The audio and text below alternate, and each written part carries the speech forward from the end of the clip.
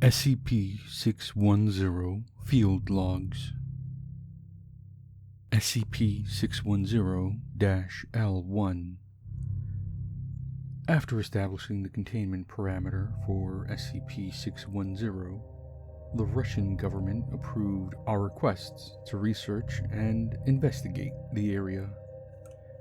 For the first such exploration, a small, camera-mounted unit known as Herbie was dispatched at a safe distance and directed toward Site A. Herbie has a battery life of 12 hours and a control range far wider than that required for this dispatch. Herbie is able to enter Site A without incident. The landscape around Site A shows early stages of assimilation by singular 610 infected, who have fallen at largely random intervals around what remains of the village. Many of the homes appear to have suffered fire damage long since put out. However, a fair amount remain intact. Aerial reconnaissance of Site A, combined with thermal imaging, has put it at an estimated population of 79 infected. Immobile infected are included in this number. However, it is difficult to ascertain an exact percentage of mobile versus immobile. Varying degrees of physical mutation due to SCP-610 are present in Site A, and it is assumed that all the inhabitants are in advanced stages of infection. Herbie observed the exterior of the village for 2 hours, during which time all infected behaved with what appeared to be a loose sense of social structure. Because Herbie remained stationary during this observation period, it is unknown precisely what each individual infected person was doing. However, the central plaza experienced occasional bursts of activity and downtime. Requiring more information, Herbie was directed to follow an infected as it entered a home. There is a bumpy camera feed as Herbie scoots over the gravel behind the quickly shambling infected person. The interior of this home is the same as that attached to the primary file for SCP-610. The infected being tailed is the one sitting at the table. After entering the home, Herbie's camera was raised slowly, as to not attract attention. This action was either unnoticed or ignored. The infected person is watched from the doorway as it hobbles around the home and stops at each of the other visible infected organisms. However, it appears to ignore the one under the table, which, while not immobile, does not leave that area. What this creature was before infection is unclear. After lapping the table and repeating this procedure 3 times, the primary infected person, known as Alpha henceforth, stops at the bedridden infected, known as Beta, and proceeds to assault it with furious punches. Beta is unable to leave the bed for unknown reasons, but is not completely immobile, as it flails its arms in response to the beatings delivered by Alpha. After several sustained minutes of this beating, a piercing sound explodes from the area around Beta, who then proceeds to project a cloud of unknown matter into the air from its chest cavity. Alpha lingers in the cloud as it floats in the air around them, slowly descending to the ground. The unknown life form on the table, aside Beta, begins to twitch in an apparent seizure, and Alpha then laps the room twice more, stopping again at each infected organism, but still ignoring the one under the table, as well as Beta now. After these two lapse, Alpha seats itself at the table and reaches out to position the 3 plates atop it as if setting a dinner set. After the plates are positioned, the facial tendrils extending from Alpha wiggle up and start to coil on one of the plates before tearing apart and separating. This is repeated at each plate. The image attached to SCP-610's primary file is a still image of this occurrence. After each plate is filled with Alpha's flesh, it leaves the table and approaches Herbie, which is moved from Alpha's path. Alpha leaves the home, but Herbie's camera remains focused on the table. After several minutes, a group comprised of 6 to 7 infected enter the room from outside, still ignoring Herbie. Each infected shambles as if movement is difficult, jerking in large steps or squirming in small ones. These infected all surround the table and each take turns grabbing handfuls of the flesh substance left behind by Alpha, pressing it into whatever orifice on themselves that they can, some into mouths, some into the chest, some behind their backs, some under their arms. When all the plates are empty, this group leaves. Herbie remains here for several more minutes before retracting its camera and leaving. Immediately after leaving the home, Herbie collides with an object. Panning the camera around, the obstruction appears to be Alpha, whose facial tendrils are intermingling with another infected, having similar mutations. The impact is ignored, and the two infected part ways after several minutes. Herbie is then directed to explore more areas of the village. The remains of what appears to have been a store show signs of severe fire damage, as well as activity inside the building, which Herbie moves to investigate. The door is slightly ajar, and with firm movements of Herbie, it is pushed open. No notice is taken of this action, or it is ignored. Inside the store are several infected persons, most of whom are standing around. However, one is on the ground, rolling back and forth over the space of approximately 0.3 meters, 1 foot, and is ignored by the others. Herbie rolls under the divider separating the cashier area from the customer area and pans around behind the counter. This person does not appear to be suffering from advanced infection and wears the garb of a Russian soldier. Herbie zooms the camera in to confirm identification, and it is noticed. The eyes of this person are in constant movement, often focusing on Herbie. The rest of the soldiers do not move.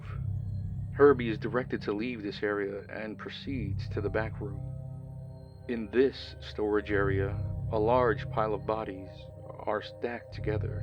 Some pieces of clothing are visible and appear to contain both military garb and everyday clothing. No facial features are discernible on any of the bodies due to the way they are stacked. Atop the bodies, an infected sits, appearing to have its lower parts fused to the pile with its upper half in a wild state of flailing and seizure. Approximately every 10 seconds, a burst of spores flies out the top of this infected, which lingers in the air. Herbie is directed to leave the building. After leaving this building, Herbie passes by the village well. surrounding which are a series of immobile infected, all facing the well. The arms of each of these infected persons are stretched out, one in contact with the next, forming a perfect chain, save for one whose arms are down at its sides. Herbie passes by this last infected to approach what appears to have been a town hall or mayor's building, when the infected becomes mobile and snatches the rover up. The video feed from Herbie focuses on the face of the infected, which is strangely in perfect shape, given the condition of the rest of its body, which is horribly bloated. This infected was once a young girl from appearance, age estimated to 10 to 12. Herbie is rolled side to side in its grip as its face stares motionless at the rover. The infected's face suddenly balloons in size and explodes outward into a series of fleshy flaps that grip Herbie and draw it inside. Herbie's video feed terminates here. Herbie was considered lost at this point. However, no one at control remembered to turn off the video feed, assuming it cut. 5 hours later, Herbie's video feed resumed, stationary and at a raised level pointing at the upper rim of the village well. The video feed contains some blur due to what appears to be a slimy film, which often oozes across the lens, but when not obscured, provides perfect quality recording. Herbie does not respond to any remote commands, but its video jerks back and forth from target to target, zooming in and out of its own accord. Video feed is cut manually, and all connections to Herbie's unit are ordered erased. Proceed to next document, SCP-610-L2. During construction of the perimeter surrounding SCP-610's containment area, several Class D personnel were infected due to assaults from infected villagers or animals roaming the area, in addition to a number of infections as a result of escape attempts and careless behavior. Most of these infected personnel were immediately destroyed with flamethrowers. However, a small collection of infected were contained in cold storage units, which prolonged the inevitable progression of SCP-610's mutative properties. The decision was made to utilize some of these infected personnel as video relays and dispatch them into nearby sites. Due to the concern over loss of equipment as evidenced in SCP-610-L1, all 3 subjects that were used in this manner were sent in with a single video system to Site C. Additional equipment issued for this dispatch include a 1-gallon container of gasoline, 3 emergency flares, 3 9mm pistols with 3 magazines of ammo each, 3 single-serving food rations. The infected personnel were instructed to observe and avoid interaction with the infected villagers as long as possible. But should a situation arise where they are met with aggression or feel they are losing themselves to SCP-610's influence, they are free to kill as many infected villagers as they so choose, and do as much damage to infected objects and property as possible, while maintaining video feed. The intent of this order was to provide data of 610 infected communities in a raid situation, so a plan of eradication could be better established. At the time of this expedition, Site C was suspected to be a possible origin point for 610. having far fewer mobile infected than other sites, as well as structures which appear to have been layered over several times with the terraforming effects of the immobile infected. Dispatched Class D personnel, known henceforth as DI-1, DI-2, and DI-3, were directed to pay particular attention to anything that could be considered an origin point for SCP-610. The trek from our perimeter camp to Site C was uneventful. There is no evidence of any native animal life in the area. As Site C is approached, there is a noticeable rise in the temperature within the last 30 meters of the trip that necessitates removal of the heavy, cold-based coverings that were provided. The temperature rises again sharply at the entrance to Site C proper, which requires a further shedding of garments for fear of heat stroke. Site C is described as being heavily humid and around 32 degrees Celsius, 89 degrees Fahrenheit. One of the first immediately noticed traits about Site C is an array of immobile pylons, which encircle what is believed to be the entirety of the site, separated by an apparent distance of 5 to 6 meters. Each pylon appears to be 2 to 4 infected persons fused together in one spot. On some of these pylons, features such as faces or anuses are still visible, in addition to several other holes which do not naturally occur, all appearing to act as heat vents. Where the heat is generated is unknown. Current belief is that this is an advanced stage of 610 terraforming its environment to facilitate spread of itself. DI-2, who was furthest along in progression of SCP-610 of the three by a number of hours, begins to seize after only a few minutes in Site C. During examination of the pylons, the progression to the scar tissue phase of 610 infection is observed in full course as DI-2 spasms on the ground, his entire body being overtaken by the sickly tan flesh almost entirely after 45 seconds. DI-2 is terminated by a gunshot from DI-1, and his equipment left where it is. The spread of 610 over DI-2 continues, even after death of the body, until all movement ceases.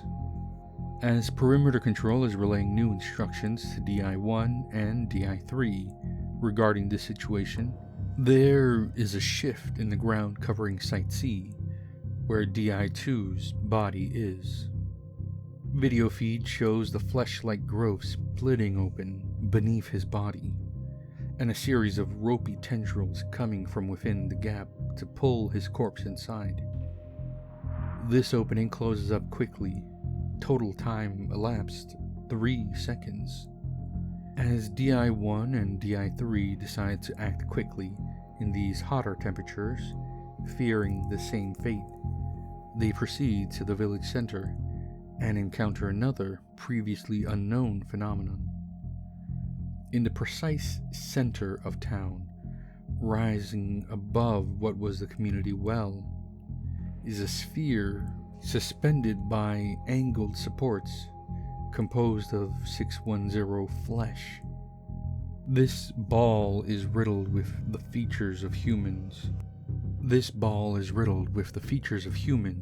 In early stages of 610 infection, as well as a good number assumed to be in later stages. A number of specimens of non-human life forms, such as deer and bears, are also visible within the mass. The entire sphere of flesh pulses at roughly a 5-second interval, and with each pulse emits a ring of spore-like material from its equator. This material floats to the ground and appears to be absorbed into the converted environment. DI-3 begins to douse the sphere with the provided gasoline, and when questioned by a panicking DI-1, explains this looks like as good a thing to burn as any.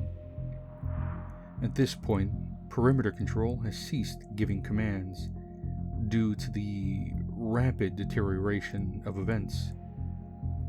There is no reaction from anything within Site C to any of this activity until the precise moment at which a lit emergency flare is applied to the spherical mass, which immediately goes up in flames. The remote feed plays back a noise from an unknown location that seems to come from a location far outside of Site C, but was reported as being heard even at perimeter control by both Sites C and A. The noise is described as both explosive, as if multiple high-yield charges were detonated on a mountainside, and alive, like a large feral creature roaring. Within 15 seconds following this sound's dissipation, Site A reported that a series of explosions occurred within the village. 5 seconds after this report, the spherical mass in the middle of Site C explodes. DI-1 and DI-3 are thrown by the blast. DI-3 is confirmed deceased by DI-1 after regaining his footage, having suffered injury from stone shrapnel from the well.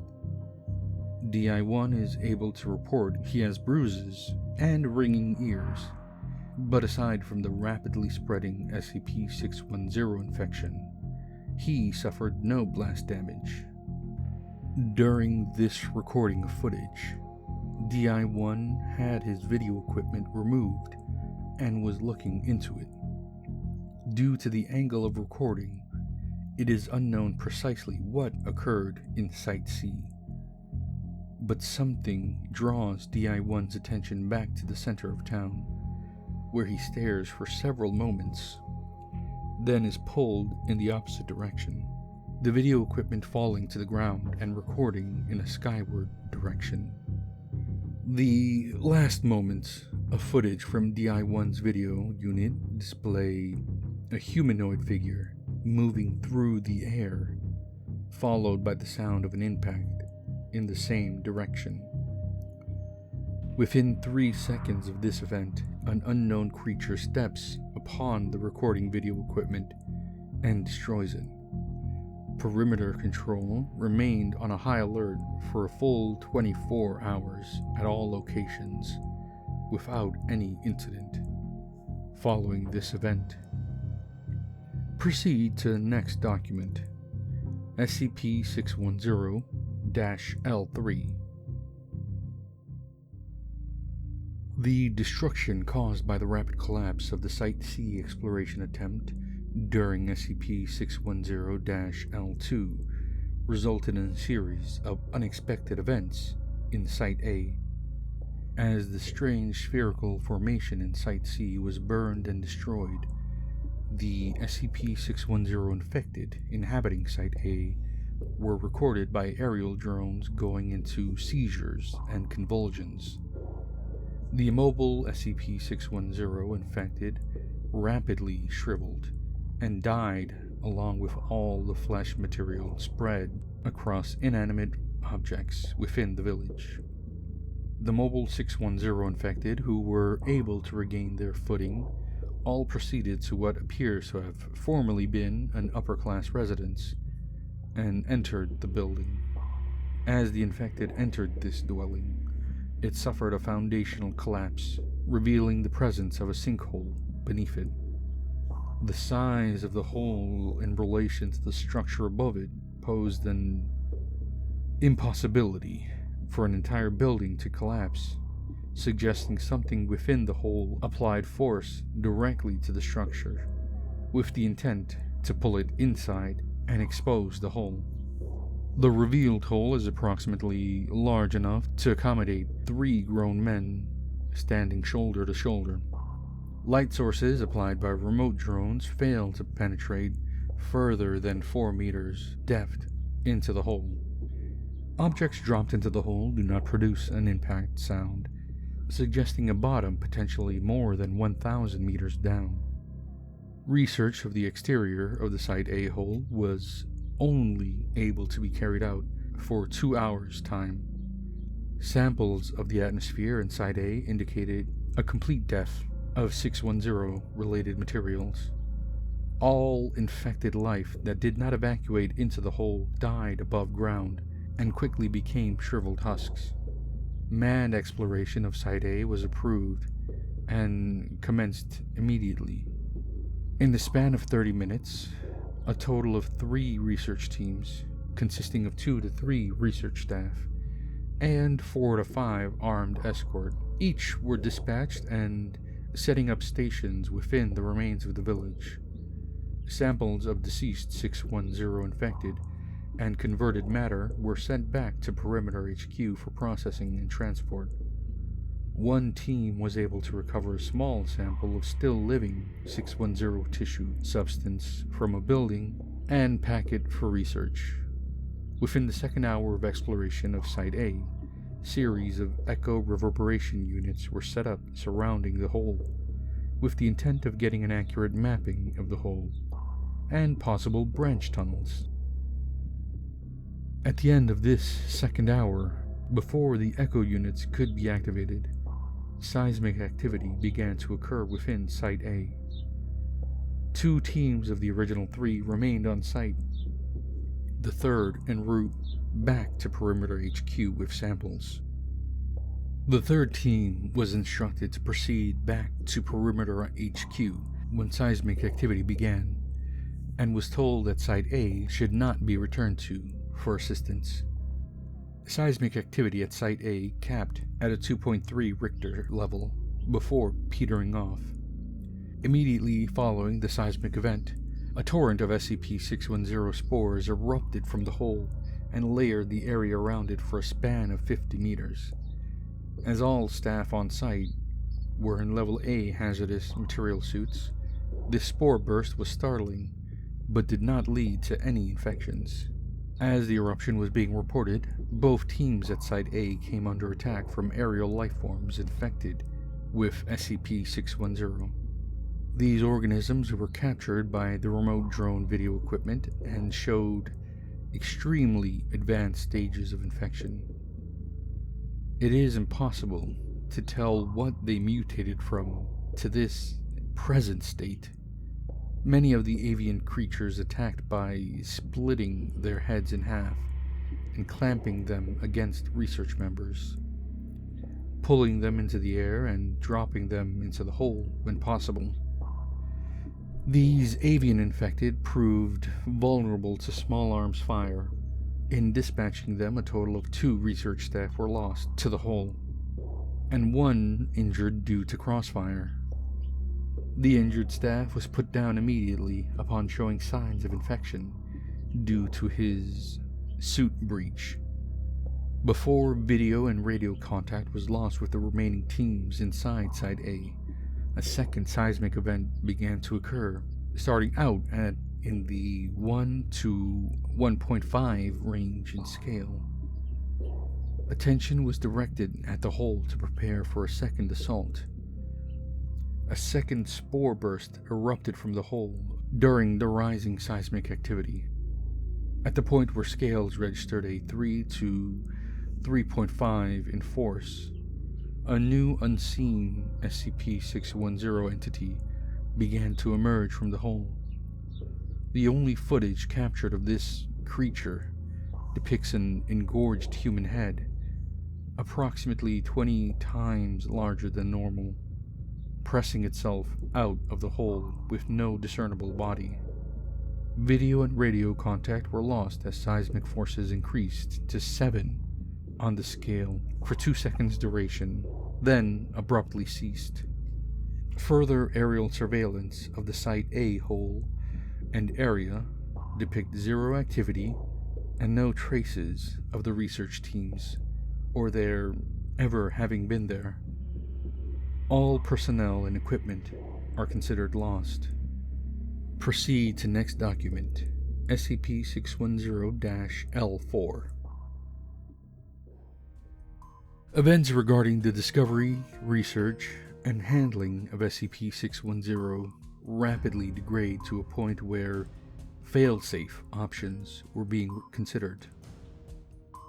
For over 1 hour, nothing further had happened at Site A following the loss of the research teams, during which the seismic events in SCP-610-L3 and subsequent contact with previously unseen 610 lifeforms. With the absence of activity at Site A, a remote drone dispatch was authorized in 2 parts. The first part would drop a remote relay device at the entrance to the Site A sinkhole, and the second part would dispatch a drone into the hole directly to relay its data to the remote relay for transmission back to HQ. Drones on site were powered by solar energy, with a battery maintaining a 4-hour charge. Attached is the video log recovered from the Site A sinkhole drone before its loss. Video feed activates. Researcher's face is seen looking into camera, applying a polishing cloth to lens. This is Exploration Drone RSCP-610-1 coming online. Systems checkout. Video confirmed. Feed is good to relay station. We are testing rotors now and deploying if successful. The video of a helicopter blade starts up as video feed begins to lift in the air. Camera tilts left and right to test pan features, then directs itself towards the Site A sinkhole. Video feed is go. Engines are go. Links are green. Alright, sending drone down now. Audio from the outside world fades as camera angles itself down and peers into the darkness within the sinkhole.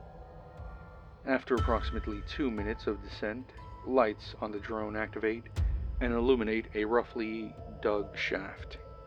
Initially, it is unclear what could have created the hole, but at a glance it would appear the shaft was created by a singular event, rather than dug over time.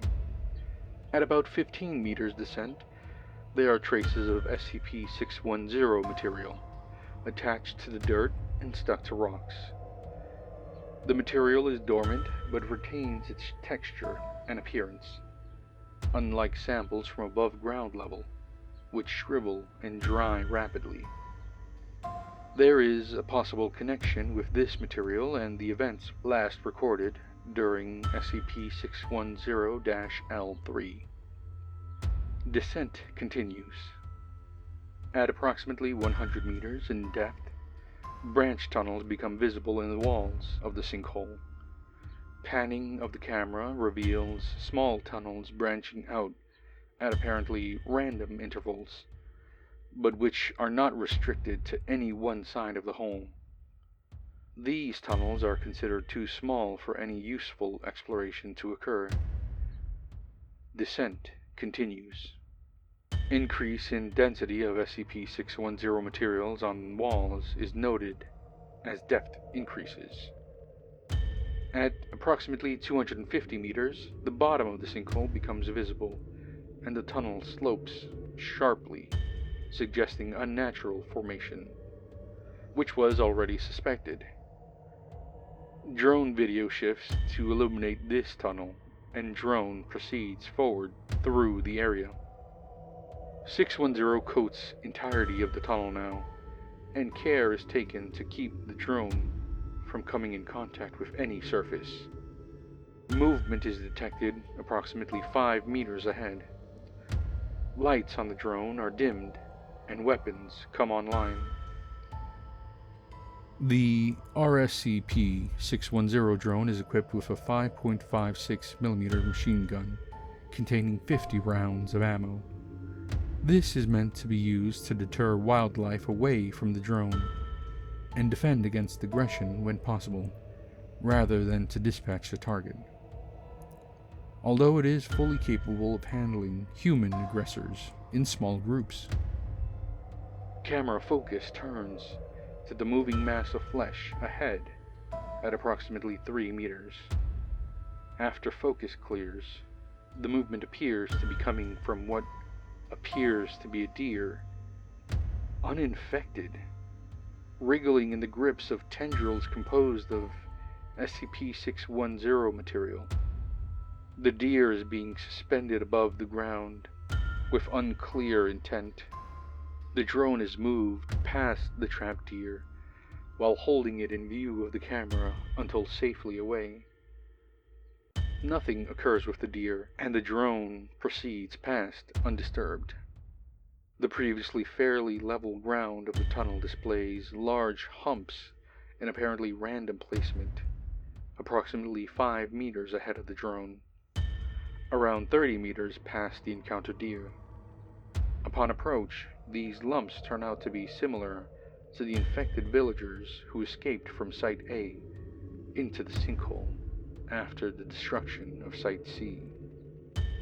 The sound of rushing water is now detected, and the drone is pushed forward. Around 100 meters further into the tunnel, the sound of running water is now deafening. Drone lights reveal a running stream of water, potentially from one of the adjacent rivers in the area. A sample vial is placed in the water, allowed to collect, and then released with an active tracking beacon. Later recovery of this sample indicates no SCP-610 contamination of groundwater. The tunnel splits in two at this point. One tunnel leads around the river and then seems to slope downward, while the other is directly above a light source in the ceiling. This second one is selected to facilitate recovery of the drone. During adjustment of the drone's flight path, it comes into contact with a portion of the tunnel wall coded in SCP-610, causing a deep gash from the propeller of the drone, which is already healing over when the camera focuses on the impact point. The drone proceeds upwards. Around 300 meters of upward travel, taking approximately 45 minutes, results in the drone emerging into a windy section of mountain where it is directed to stay low. Camera panning of the area reveals what may have once been a village, long since abandoned. The precise location is unclear, but it is assumed to be in the vicinity of Site B, judging from estimates in travel by the drone. The buildings here are coded in deceased layers of SCP-610, and unlike other buildings in Site A and Site C, which were coded in 610, these buildings appear to be constructed directly from the tissue substance. After a cursory scan of Site B, it is determined that there is no life here, either natural or 610 related. So the drone is directed back into the tunnel, as the winds around the area make aerial recovery impossible. Upon descent into the tunnel, a deep, roaring sound fills the audio and video feed, becomes choppy as something blocks the signal. During the period in which connection to the drone is clearest, its camera and weapon are angled downward, and propellers slow in speed to allow a faster drop. Video feed becomes entirely clear for the final 2 minutes before feed is lost. Rushing up toward the drone from the area below is what appears to be a large human face, stretched to 20 times its proportions with no features save those created by the 610 material. There are eye sockets but no eyes, a mouth but no teeth. The drone fires upon this rushing mass of 610, but the bullets do not deter it, impact points remaining visible for several seconds before closing over themselves. There is no room in the tunnel for the drone to take evasive action, and it is swallowed by the mass. SCP-610 is considered lost until 3 hours later, when feed inexplicably returns. Video feed from the drone appears to show a series of structures, illuminated by one of the 2 lights on the drone. The camera pans around without instructions from the remote relays or HQ, capturing a vast number of shambling entities within the area. SCP-610 material moves over the lens of the drone, and video feed is permanently severed. Manned exploration was approved. Results are in document SCP-610-L5. Approval from Central HQ was granted for a manned assault excursion into the tunnels beneath Site A to try to ascertain the extent of the SCP-610 infection. The destruction of Site A and Site C have established that 610 can be contained and destroyed, making the source of the infection top priority. The initial descent into the tunnels consists of 5 teams, 2 research and 3 assault, along with enough equipment to establish an underground base of operations. Descent into the tunnel was established using pulley systems and a lift to move equipment. Assault teams were the first to descend, armed with flame units to clean 610 out of the area. All teams were able to descend without incident, and flame units took point, providing an undisturbed journey toward the water source, where the SCP-610 drone was lost.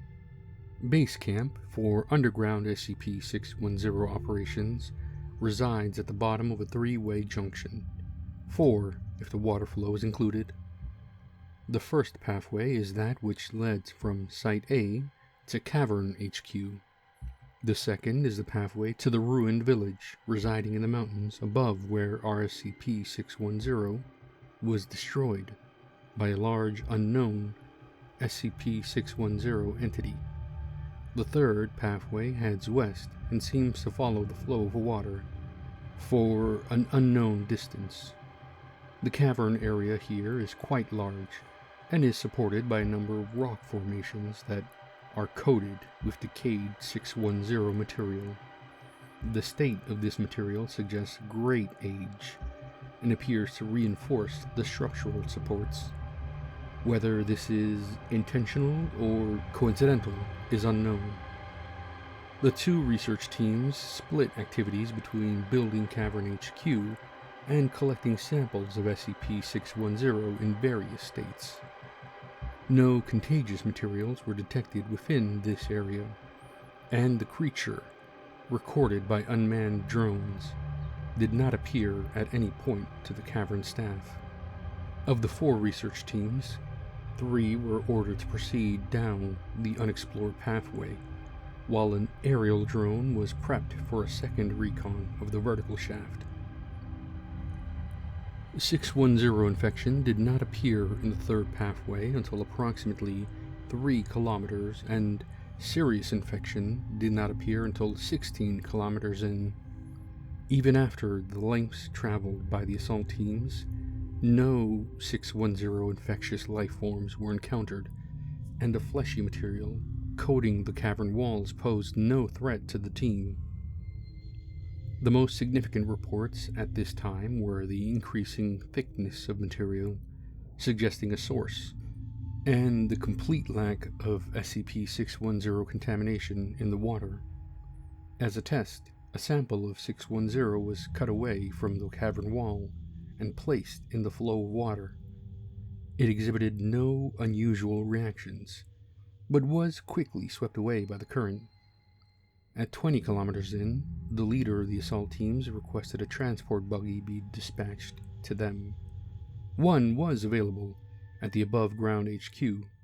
However, it would take time to move it to Cavern HQ, and then remote drive it to the teams.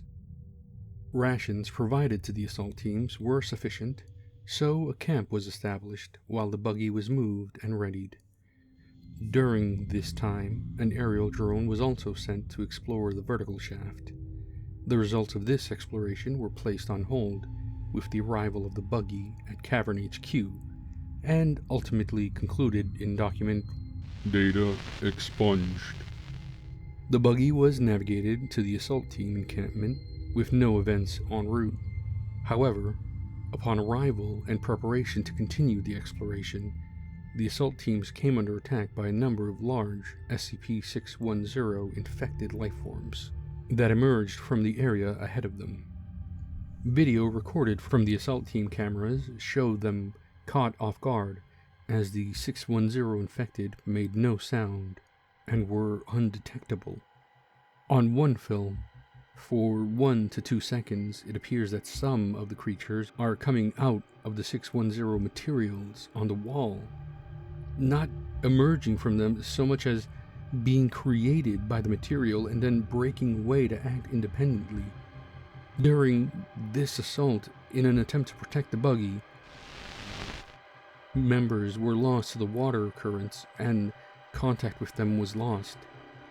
Contact was regained, however, and is recorded in SCP-610-L6.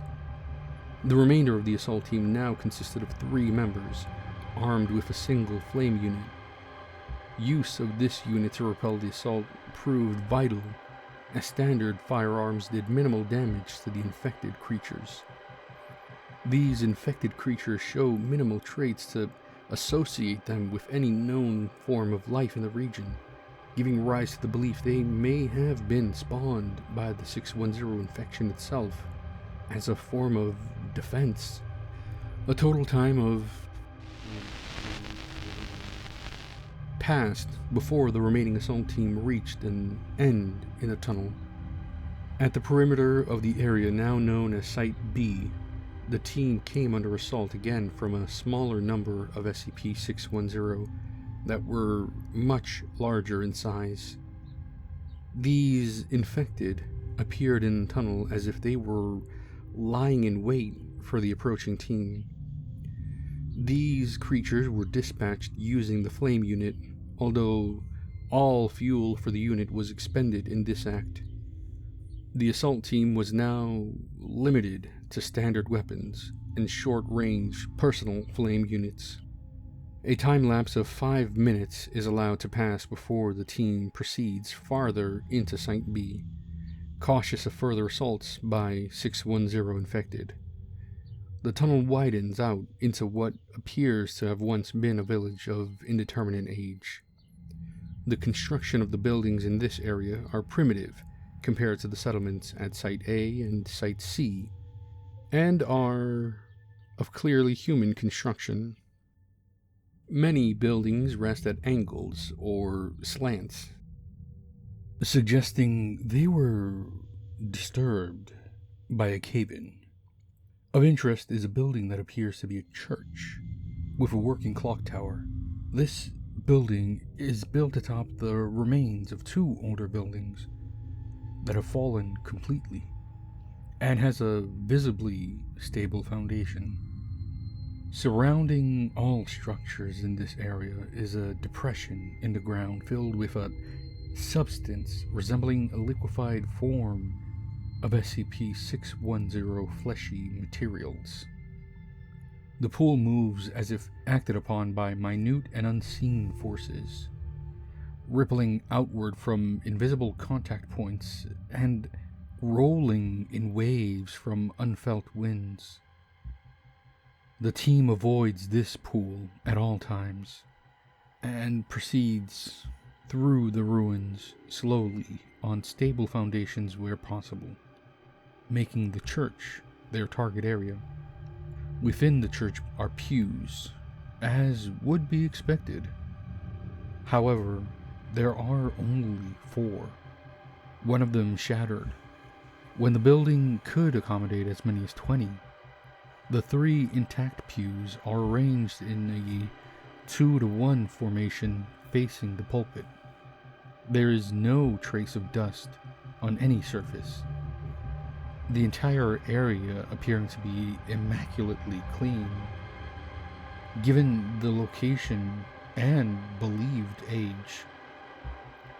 Behind the pulpit is a hole in the floor exposing an area of the 610 pool beneath the building. The church and ruins appear to be uninhabited, and exploration of the church proper is uneventful until the clock tower bell tolls.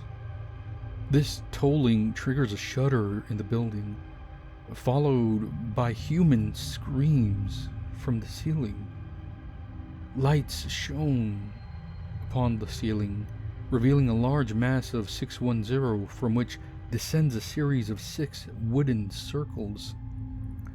Strapped to each circle is a living human, coated entirely from neck to toe in SCP-610, but having an exposed head which appears uninfected.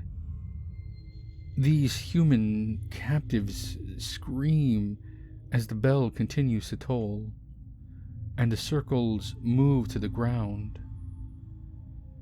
The team begins to move toward one to investigate, when an unknown creature cries from outside the building, prompting them to take cover in shadows near the pulpit. Light sources are extinguished, pitching the entire area into darkness. Night vision is left off to avoid revealing the team's location.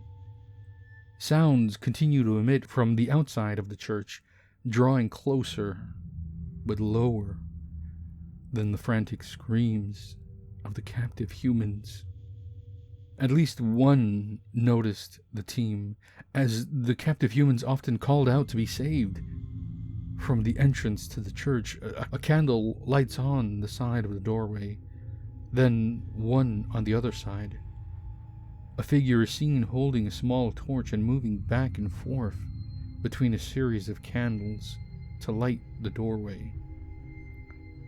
The flame is then applied to a rope coated in SCP-610, which quickly ignites and spreads up to a peculiar chandelier system at the church entrance. The light from this system illuminates most of the crosses, but does not reach the team's hiding place. Those captives who appear in the light do not show standard signs of the beige-colored 610 infection, but instead are wrapped in a red variant of it which shows signs of constant motion, rippling across itself in waves. From outside the church, a flood of 610 infected shamble quickly into the area, ignoring the man who lit the candles and stands in the middle of the room. They proceed to the captives on the wooden circles and begin to pull at the red 610 masses, resulting in further screams and cries. From what can be gathered from the return video feed, the red SCP-610 seems to be connected to the captives and is using them as a source of sustenance that it then uses to grow and feed the normal 610 infected. Overly zealous infected tear at the red mass too hard, which results in pulling skin and tissue from the human captive beneath. This exposed area is quickly covered over by the red mass, which then grows in size. Feeding like this continues for approximately 6 minutes, at which time the candle-bearing figure sounds a gong, and all infected entities move to the pews. There are several more creatures than seats, but none move past the frontmost pews. The figure who sounded the gong does not move, spontaneously collapsing as if made from hollow clay. From the pulpit area, activity is noticed as a pillar of SCP-610 flesh rises through the hole and extends, directing itself toward the gathered creatures. No sound is heard, and no motion is recorded once the pillar stops moving.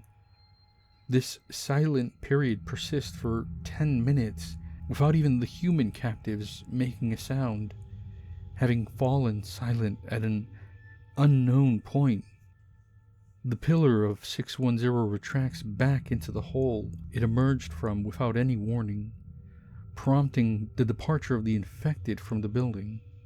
The candles remain lit, and the team emerges after all infected appear to leave the area. The descended captives remain at ground level as well, all screaming seeming to have ceased, but still showing signs of life with heavy breathing and movement. Upon departure from the church, camera feeds from all 3 members became erratic. Camera 1 ceases transmitting completely. Camera 2 shoots straight up into the air for several meters, and Camera 3 captures the member, with Camera 2 being flung by a tendril that emerges out of the ground itself, swinging them out of sight onto the other side of the ruins. Camera 1's feed is restored and displays Camera 3's owner running briefly in the direction of the lost team member, only to turn and run back as SCP-610 infected pour from between buildings. Combat ensues between the 2 members and the onrushing infected using assault rifles and personal flame units, successfully driving back enough of the horde to make an escape toward the buggy. Passing by a building, Camera 1's owner is ambushed by a figure resembling the figure who was in the church, lighting candles. Wielding a large crop scythe, Camera 3's owner continues, without pause, toward the buggy location. However, the buggy is found half absorbed by the SCP-610 mass covering the floor. While turning to find another way of escape, Camera 3's owner turns to find the same figure with the scythe approaching, weapon raised. 2 shots are fired, and camera feed ends. 5 hours later, while final decisions were underway to decide how to contain or eradicate the 610 threat, time-delayed video feed from the lost team members who fell into the underground river currents was established and has been filed in SCP-610-L6.